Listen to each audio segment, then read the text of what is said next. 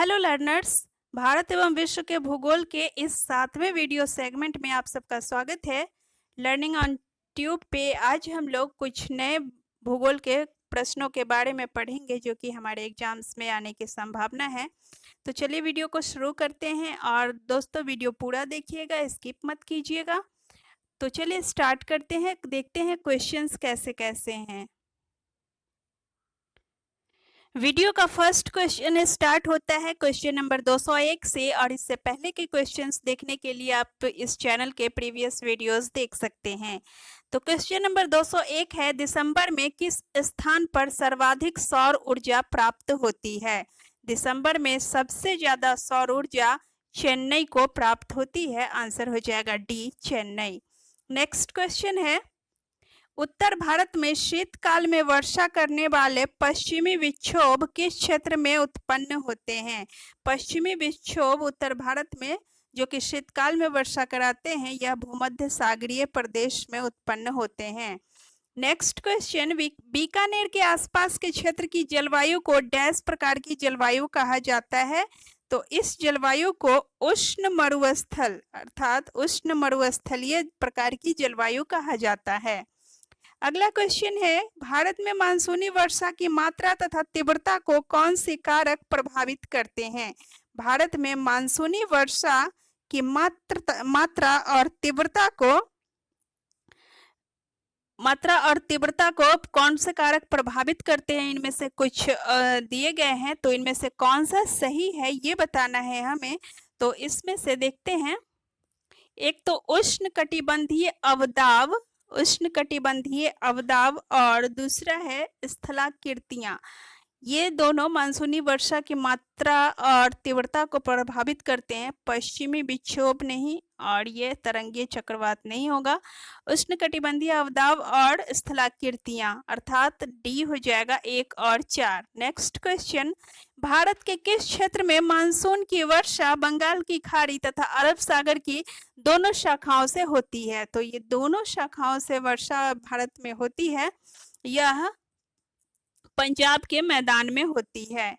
Next question, किन नगरों को जुड़वा नगर अर्थात ट्विन सिटीज कहा जाता है?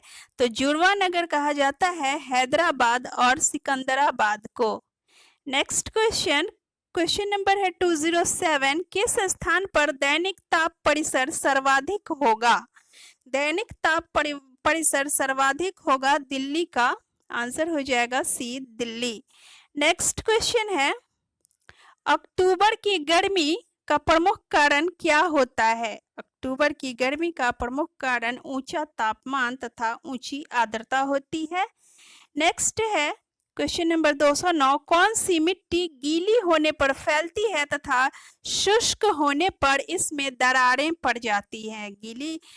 मिट्टी गीली होने पर काली मिट्टी जो होती है यह फैलती है, और जब यह मिट्टी सूखती है या शुष्क होती है तो इसमें दरारें पड़ जाती हैं।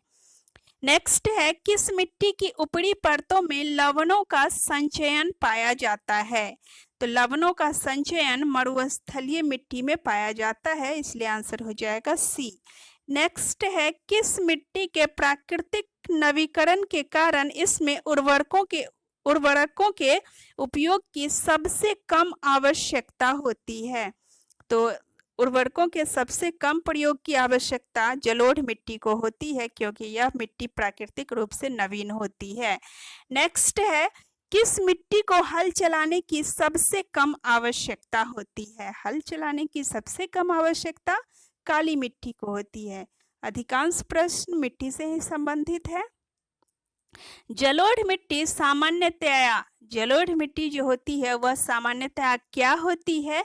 तो जलोढ़ मिट्टी सामान्यतया होती है ह्यूमस की कमी से ग्रस्त और काफी उपजाऊ भी होती है, जोतने में आसान होती है, नाइट्रोजन इसमें नहीं होता, तो इसमें आंसर हो जाएगा बी, 2, 3 और 4।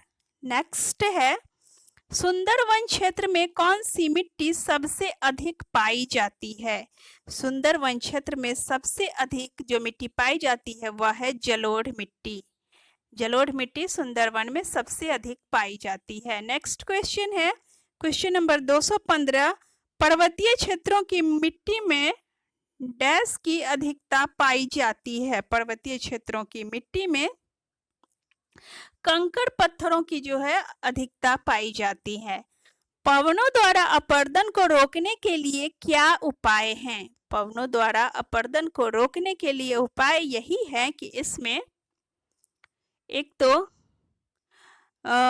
सीढ़ी पवनों के लिए अवरोध बनाए जाए, ठीक है, और उसके बाद सिंचाई इत्यादि की प्रचुर व्यवस्था की जाए, अच्छी व्यवस्था की जाए, ठीक है। तो पवनों द्वारा अपरदन को रोकने का कारण है कि पवनों के मार्ग में कोई अवरोध इत्यादि बनाए जाए और सिंचाई की समुचित व्यवस्था की जाए, अर्थात 2 और 4 यानी कि डी आंसर हो जाएगा। नेक्स्ट है, नेक्स्ट क्वेश्चन नंबर 217, कौन सी मिट्टी की अधिक जल धारण क्षमता के कारण सिंचाई की आवश्यकता कम होती है? अधिक जल धारण क्षमता जो होती है वह काली मिट्टी में पाई जाती है, जिसके कारण काली मिट्टी को सिंचाई की आवश्यकता कम होती है।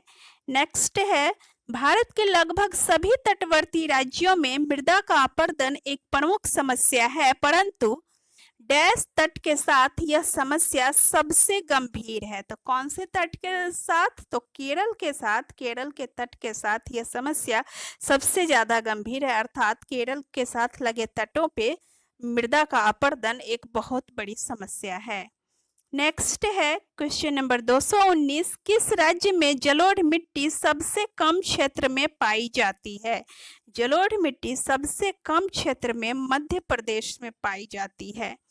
नेक्स्ट है क्वेश्चन नंबर 220, चाय, कॉफी तथा शीतोष्ण फलों के बाग सामान्यतया डैश मिट्टी के क्षेत्रों में लगाए जाते हैं।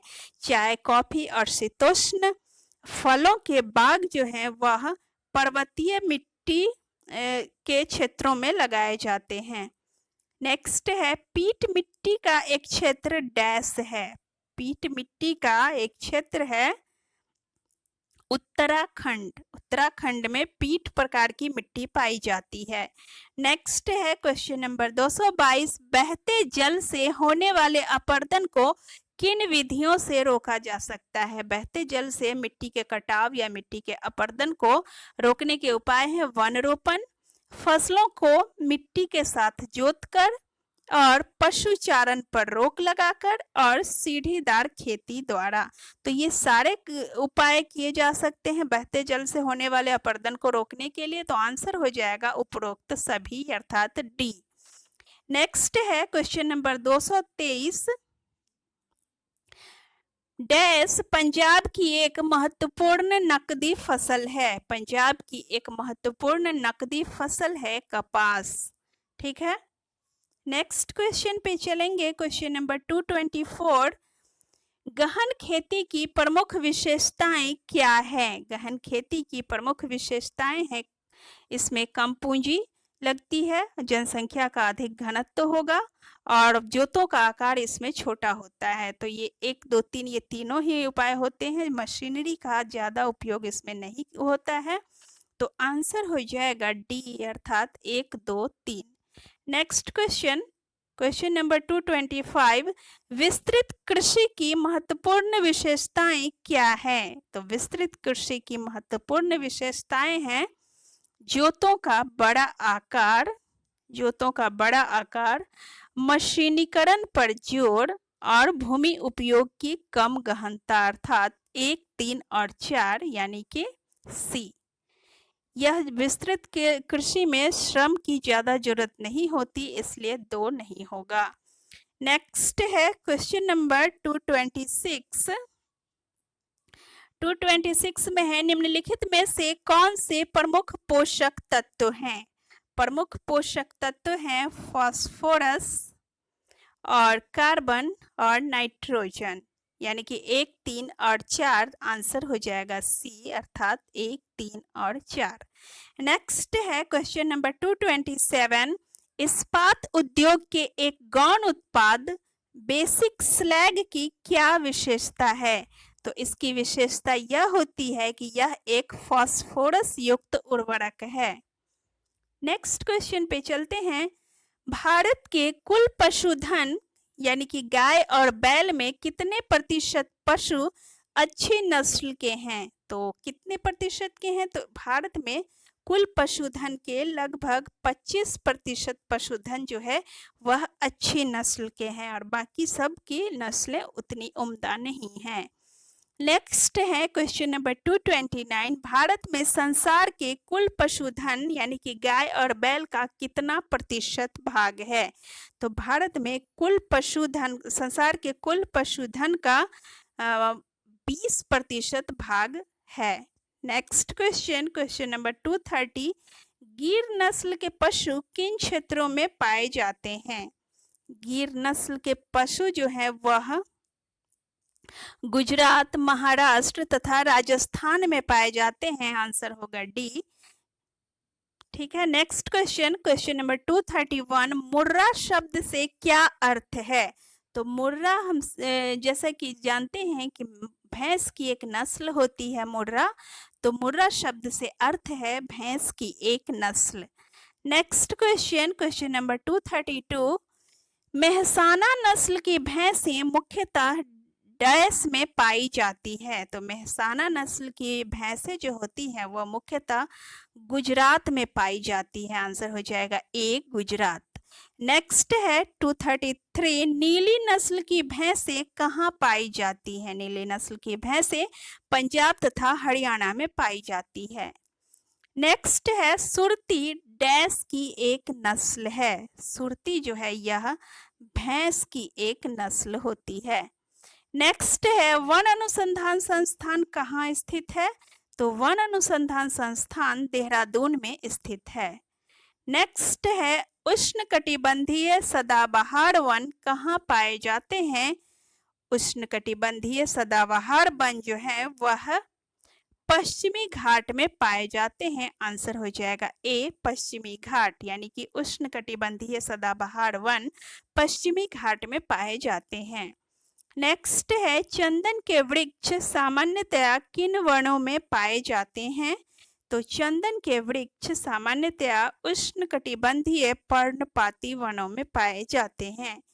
नेक्स्ट है 238। भारत के किस भाग में कांटेदार वन पाए जाते हैं? तो कांटेदार वन जो है वह भारत के राजस्थान तथा गुजरात राज्यों में पाए जाते हैं। आंसर हो जाएगा सी। ये ध्यान रखना है कि मरुस्थलीय क्षेत्र जो भी होगा वहां पर कांटेदार वन मिलते हैं, तो ये राजस्थान और गुजरात में कांटेदार वन पाए जाते हैं। नेक्स्ट है 239। सागौन किस क्षेत्र में बहुतायत में उगता है? सागौन मध्य भारत में बहुतायत में उगता है।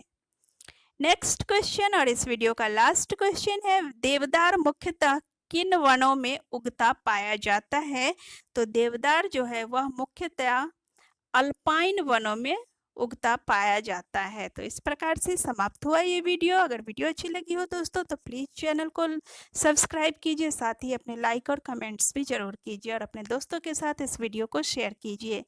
तो मिलते हैं फिर किसी अगले वीडियो में, तब तक के लिए बाय बाय।